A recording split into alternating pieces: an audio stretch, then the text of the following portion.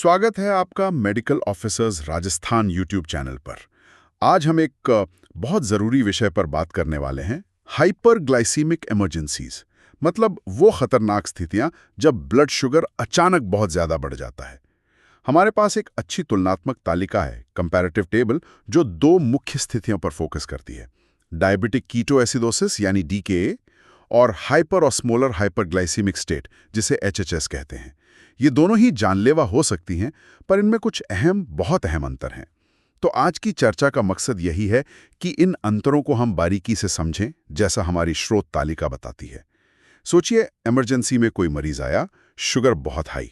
अब ये डीकेए है या एचएचएस, ये पहचानना बहुत ज़रूरी है, क्योंकि सही पहचान होगी तभी तो सही इलाज शुरू होगा।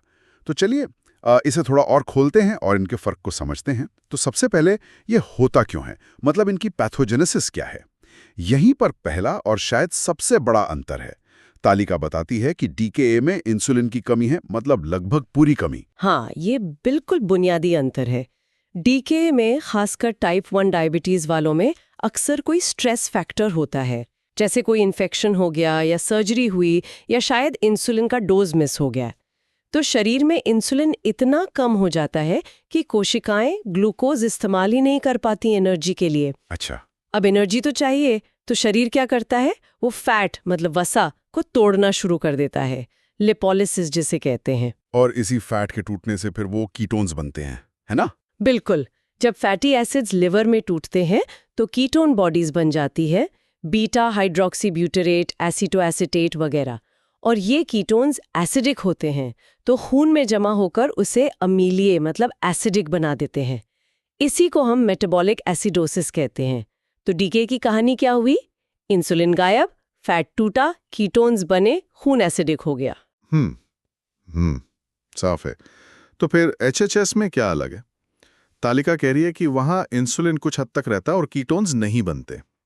ये थोड़ा मतलब अजीब लगता है, इंसुलिन है फिर भी इमरजेंसी। हाँ, ये एक महत्वपूर्ण पॉइंट है।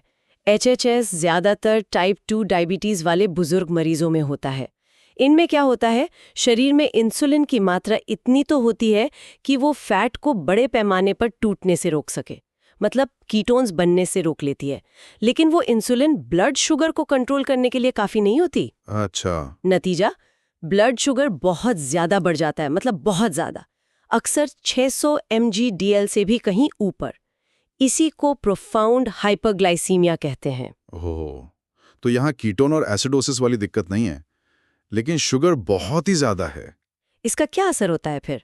देखिए, इतना ज्यादा शुगर खून को बहुत गाढ़ा कर देता है और किडनी पर जबरदस्त प्रेशर डालता है। किडनी कोशिश करती है इस फालतू शुगर को पेशाब के रास्ते निकालने की, लेकिन शुगर के साथ बहुत सारा पानी भी शरीर से बाहर निकल जाता है। अच्छा। इसे कहते हैं ऑस्मोटिक डायूरीसिस। और इसी वजह से शरीर में पानी की भयंकर कमी हो जाती है, मतलब सीवियर डिहाइड्रेशन। और खून की ऑस्मोलैलिटी यानी गाढ़ापन बहुत ज्यादा बढ़ जाता है। तो एचएचएस की कहानी अलग है। हाँ, एचएचएस मतलब थोड़ी इंसुलिन है तो कीटोन नहीं, पर शुगर कंट्रोल नाकाफी, शुगर बेतहाशा हाई, बहुत ज्यादा पेशाब, गंभीर डिहाइड्रेशन और खून गाढ़ा हाइपरऑस्मोलैलिटी। ये अक्सर उन बुजुर्ग मरीजों में होता है जो शायद बीमार हैं, कमजोर हैं और ठीक से पानी नहीं पी पा रहे। ये उत्पत्ति का अंतर तो फिर लक्षणों में भी साफ दिखता होगा। जैसे हमारी स्रोत तालिका में डीपीए के लिए एक लाइन है, डीकेए इज डेडली, डीकेएडी, और लक्षण दिए हैं: डिलीरियम साइकोसिस यानी भ्रम या बेहोशी जैसी हालत, कुस्मुअल रेस्पिरेशंस मतलब तेज और गहरी सांसें, एब्डोमिनल पेन, नोजिया वोमिटिंग यानी पेट दर्द, मतली, उल्टी, डिहाइड्रेशन और फ्रूटी ब्रेथ ओडर, सांसों से फलों जैसी गंध एसीटोन की वजह से। ये लक्षण तो काफी जाहिर और गंभीर लग रहे हैं। हाँ, डीकेए के लक्षण काफी ड्रामेटिक हो सकते हैं। वो जो कुस्मॉल रेस्पिरेशंस है ना, वो असल में शरीर की कोशिश होती है फेफड़ों के जरिए एसिड को बाहर निकालने की, ताकि खून की एसिडिटी कम हो। पेट दर्द और उल्टी भी एसिडोसिस और कीटोन्स की वजह से बहुत आम है। ये शरीर का एक तरह से अलार्म है। और एचएचएस के लक्षण, क्या वो इतने ही साफ होते हैं? तालिका में है प्यास, ज्यादा पेशाब, सुस्ती और खास तौर पर न्यूरोलॉजिकल लक्षण, जैसे शरीर के किसी हिस्से में कमजोरी, या दौरे पड़ना। बिल्कुल। एचएचएस ज्यादा चुपके से आ सकता है, खासकर बुजुर्गों में। प्यास और पेशाब तो होते हैं, पर मरीज कई बार इतना कमजोर या कंफ्यूज्ड होता है कि बता नहीं पाता या फिर पानी पी नहीं पाता। सुस्ती मतलब लथार्जी बहुत आम है और धीरे धीरे बढ़ती जाती है। और सबसे खास बात है न्यूरोलॉजिकल लक्षण। वो खून के बहुत ज्यादा गाढ़ेपन, हाई ऑस्मोलैलिटी और डिहाइड्रेशन का सीधा असर दिमाग पर पड़ता है। अच्छा। तो उससे कंफ्यूजन, भ्रम, किसी हाथ पैर में कमजोरी जिसे फोकल न्यूरोलॉजिक डेफिसिट कहते हैं, या लकवा जैसा लगना, और यहाँ तक कि दौरे मतलब सीजर्स भी पड़ सकते हैं। कई बार तो एचएचएस बिल्कुल स्ट्रोक जैसा लग सकता है, जबकि डीके की तुलना में एचएचएस में पेट दर्द और उल्टी कम होते हैं। तो अगर एक बुजुर्ग मरीज है, टाइप 2 डायबिटीज है उन्हें, और वो बहुत सुस्त है, कंफ्यूज्ड है, शायद एक हाथ में कमजोरी बता रहे हैं, तो हमारा शक एचएचएस की तरफ ज्यादा जाना चाहिए, भले ही उन्हें पेट दर्द या फ्रूटी ब्रेथ ना हो। हाँ बिल्कुल, ये एक क्लासिक प्रेजेंटेशन हो सकता है एचएचएस का। उम्र, टाइप 2 डायबिटीज की हिस्ट्री और न्यूरो लक्षणों का ज्यादा होना, ये सब एचएचएस की तरफ इशारा करते हैं। जबकि एक यंग पेशेंट, टाइप 1 डायबिटिक, पेट दर्द, उल्टी और तेज सांसों के साथ आए, तो वो ज्यादातर डीकेए होता है। लक्षणों के ये अंतर हमें लैब जांच की ओर ले जाते हैं। वहां तस्वीर और साफ हो जाती होगी। यहां भी बड़े अंतर होने चाहिए। डीकेआई की बात करें तो तालिका के अनुसार ब्लड शुगर बढ़ा हुआ होगा, हाइपरग्लाइसीमिया, पर शायद उतना ज्यादा नहीं जितना एचएचएस में होता है। सबसे जरूरी, खून एसिडिक होगा, पीएच कम 7.3, बाइकार्बोनेट लेवल कम होगा, डिक्रीज्ड HCO3-18 मिली इक्विवेलेंट पर लीटर, और एक बढ़ा हुआ एनायन गैप मिलेगा। ये एनायन गैप मेटाबॉलिक एसिडोसिस कहलाता है, जो बताता है कि खून में अनमापे एसिड यानी कीटोन्स मौजूद हैं। और हाँ, खून और पेशाब दोनों में कीटोन्स मिलेंगे। एकदम सही। ये लैब फाइंडिंग्स डीकेए का डायग्नोसिस पक्का करती हैं। Hyperglycaemia plus acidosis plus ketones.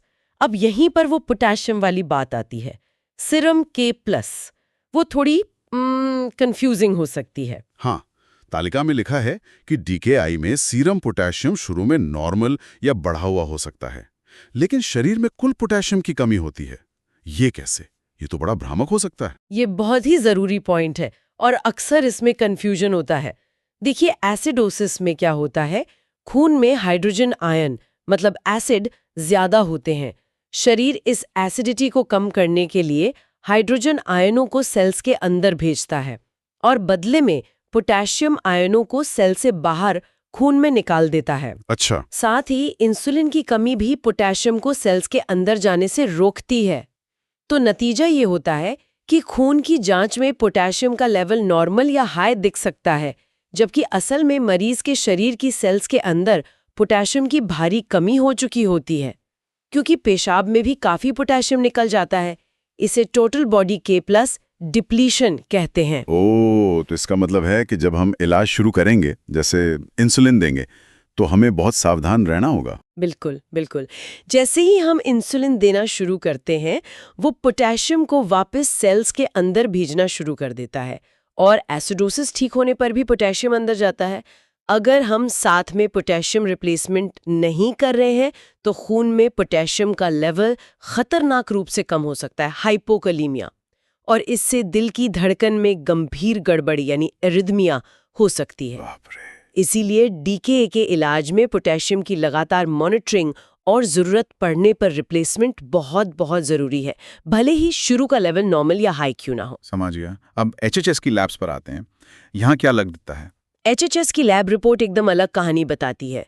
पहली बात, ब्लड शुगर बहुत ही ज्यादा होता है, अक्सर 600 mg/dl से ऊपर, कई बार तो 1000 को भी पार कर जाता है। 1000? ओके। दूसरी बड़ी बात, सीरम ऑस्मोलैलिटी बहुत ज्यादा होती है, 320 मिली ऑस्मोल पर केजी, जो सिवियर डिहाइड्रेशन और खून के गाढ़ेपन को दिखाती है। लेकिन डीकेए के उलट एचएचएस में आमतौर पर खून का पीएच नॉर्मल रहता है, ग्रेटर देन 7.3, और बाइकार्बोनेट भी ज्यादा कम नहीं होता, ग्रेटर देन 18 मिली इक्विवेलेंट लीटर। मतलब सिग्निफिकेंट एसिडोसिस नहीं होती। और सबसे जरूरी, खून या पेशाब में कीटोन्स या तो होते ही नहीं या बहुत ही कम होते हैं। तो एसिडोसिस और कीटोन्स गायब हैं। हाँ, इसमें भी पोटेशियम का लेवल कम, नॉर्मल या थोड़ा ज़्यादा हो सकता है और टोटल बॉडी पोटेशियम की कमी यहाँ भी होती है, पर शायद उतनी गंभीर नहीं जितनी डीकेए में। ठीक है, तो लैब में मुख्य अंतर हुए शुगर लेवल एचएचएस में बहुत ज्यादा, एसिडोसिस और कीटोन्स डीकेए में हाँ, एचएचएस में नहीं, और ऑस्मोलालिटी एचएचएस में बहुत ज्यादा। ये अंतर तो डायग्नोसिस के लिए बिल्कुल निर्णायक है। अब बात करते हैं इनसे होने वाली जटिलताओं की, कॉम्प्लिकेशंस की। दोनों ही गंभीर हैं, पर क्या खतरे भी अलग अलग तरह के हैं? डीके के बारे में तालिका में mucormycosis, black fungus, cerebral oedema, दिमाग में सूजन और कार्डियक अरिथमिया का जिक्र है। हाँ, डीके में जो एसिडोसिस और हाई शुगर का माहौल होता है, वो कुछ फंगस जैसे म्यूकर के लिए बढ़ने में मददगार होता है, तो उससे म्यूकरमाइकोसिस जैसा खतरनाक इन्फेक्शन हो सकता है, खासकर नाक और साइनस में। सेरेब्रल एडिमा एक रेयर लेकिन बहुत खतरनाक कॉम्प्लिकेशन है। ज्यादातर बच्चों और किशोरों में डीके के इलाज के दौरान देखी जाती है। शायद तब होती है जब ब्लड शुगर या ऑस्मोलैरिटी बहुत तेजी से कम की जाती है। और जैसा हमने बात की, पोटेशियम लेवल की उतार चढ़ाव से कार्डियक एरिथमिया का खतरा तो रहता ही है। और एचएचएस की मुख्य जटिलताएं क्या हैं? तालिका कोमा और मृत्यु का जिक्र करती है। एचएचएस में सबसे बड़ा खतरा सीवियर डिहाइड्रेशन और अत्यधिक हाई ऑस्मोलैलिटी की वजह से है। ये सीधे सेंट्रल नर्वस सिस्टम पर असर डालता है। कंफ्यूजन से लेकर कोमा तक कुछ भी हो सकता है। इसके अलावा खून गाढ़ा होने और डिहाइड्रेशन के कारण खून के थक्के मतलब थ्रोम्बोसिस का खतरा भी बढ़ जाता है। थ्रोम्बोसिस जैसे deep vein thrombosis DVT, pulmonary embolism PE या स्ट्रोक। अगर इलाज में देर हो जाए तो एचएचएस में मृत्यु दर डीकेए से भी ज्यादा हो सकती है, खासकर बुजुर्ग और कोमॉर्बिड मरीजों में। ये तो वाकई बहुत गंभीर स्थितियां हैं। तो अब सबसे जरूरी सवाल, इलाज कैसे किया जाता है? क्या इलाज के सिद्धांतों में भी अंतर है? तालिका दोनों में आईवी फ्लूइड्स, इंसुलिन और पोटेशियम रिप्लेसमेंट की बात करती है। इलाज के मुख्य स्तंभ तो यही हैं, पर उनकी प्राथमिकता और तरीका थोड़ा अलग हो सकता है। दोनों ही स्थितियों में सबसे पहला और सबसे जरूरी कदम है आईवी फ्लूइड से डिहाइड्रेशन ठीक करना। शरीर में पानी की कमी पूरी करना और सर्कुलेशन को बेहतर बनाना सबसे जरूरी है। अच्छा, क्या फ्लूइड मैनेजमेंट में कोई खास अंतर है डीके और एचएचएस के बीच? हाँ, एचएचएस में डिहाइड्रेशन अक्सर बहुत ज्यादा सीवियर होता है। मरीज में 10-15 लीटर तक पानी की कमी हो सकती है। 10 से 15 लीटर? हाँ, इसलिए एचएचएस में बहुत ज्यादा मात्रा में और शुरुआत में तेजी से फ्लूइड देना पड़ता है। डीके में भी फ्लूइड जरूरी है, लेकिन शायद एचएचएस जितनी ज्यादा मात्रा में नहीं। फ्लूइड का टाइप कौन सा देना है, जैसे नॉर्मल सलाइन या हाफ नॉर्मल सलाइन, वो मरीज के सोडियम लेवल और डिहाइड्रेशन की गंभीरता पर निर्भर करता है। ठीक है। और इंसुलिन का रोल? डीके में तो ये कीटोन बनने से रोकने और शुगर कम करने के लिए बहुत जरूरी है। एचएचएस में इसकी क्या भूमिका है जहां कीटोन्स नहीं बन रहे? डीके में आईवी इंसुलिन देना फ्लूइड्स के साथ ही शुरू कर दिया जाता है।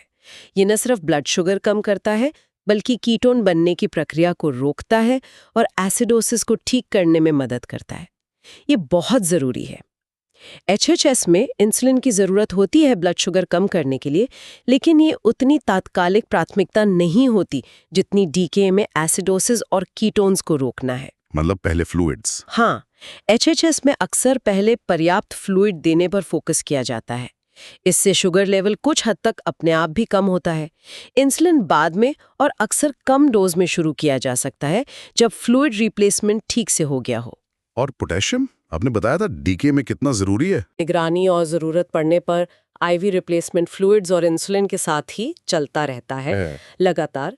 एचएचएस में भी पोटेशियम की कमी हो सकती है और रिप्लेसमेंट की जरूरत पड़ सकती है, लेकिन शायद ये डीके जितनी जटिल स्थिति ना हो।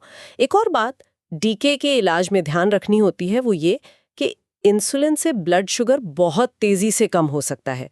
हाइपोग्लाइसीमिया का खतरा रहता है। हाँ। इसलिए जब ब्लड शुगर लगभग 200-250 mg पर DL तक आ जाता है तो आईवी फ्लूइड्स में ग्लूकोज जैसे डेक्सट्रोज मिलाना शुरू कर दिया जाता है ताकि शुगर एकदम से कम ना हो और इंसुलिन थेरेपी एसिडोसिस ठीक होने तक जारी रखी जा सके। अच्छा, ये भी जरूरी है।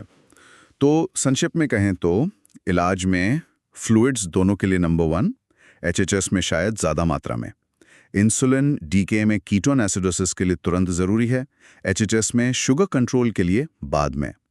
और पोटेशियम की निगरानी और रिप्लेसमेंट खासकर डीकेए में बहुत ही अहम है। तो इस पूरी चर्चा से हमने देखा कि डीकेए और एचएचएस दोनों ही हाइपरग्लाइसीमिया की खतरनाक इमरजेंसी हैं, लेकिन उनकी जड़ें, उनके लक्षण, लैब रिपोर्ट्स, जटिलताएं और इलाज के तरीकों में काफ़ी महत्वपूर्ण अंतर हैं। ये अंतर मुख्य रूप से इंसुलिन की कमी कितनी गंभीर है, कीटोन्स और एसिडोसिस हैं या नहीं, और डिहाइड्रेशन व ऑस्मोलैलिटी का लेवल क्या है, इस पर टिके हैं। तो इसका निचोड़ क्या है? निचोड़ ये है कि इन दोनों स्थितियों को तेजी से और सही ढंग से पहचानना जान बचाने के लिए सबसे ज़रूरी है। गलत डायग्नोसिस या इलाज में देरी मतलब घातक हो सकती है। बिल्कुल सही कहा। ये तुलनात्मक जानकारी हमें मतलब मेडिकल प्रोफेशनल्स को इन गंभीर स्थितियों में तुरंत सही फैसला लेने और बिना देरी के सही इलाज शुरू करने में मदद करती है। हर मिनट कीमती होता है। और यहाँ एक विचारणीय प्रश्न यह भी उठता है जिस पर हम सबको सोचना चाहिए कि इन जानलेवा स्थितियों के शुरुआती शायद हल्के लक्षणों को, जैसे ज्यादा प्यास लगना, ज्यादा पेशाब आना, बेवजह थकान होना, इनको समाज में मरीजों और उनके परिवारों द्वारा कैसे और जल्दी पहचाना जा सकता है, खासकर उन लोगों में जिन्हें पहले से डायबिटीज का पता ही नहीं है। अगर इन शुरुआती संकेतों पर ही ध्यान दिया जाए तो शायद इन भयानक इमरजेंसी तक पहुंचने से पहले ही रोकथाम हो सके या समय पर इलाज मिल सके। इस बारे में जागरूकता फैलाना भी उतना ही जरूरी है जितना कि इमरजेंसी में सही इलाज करना। इस पर सोचना जरूरी है।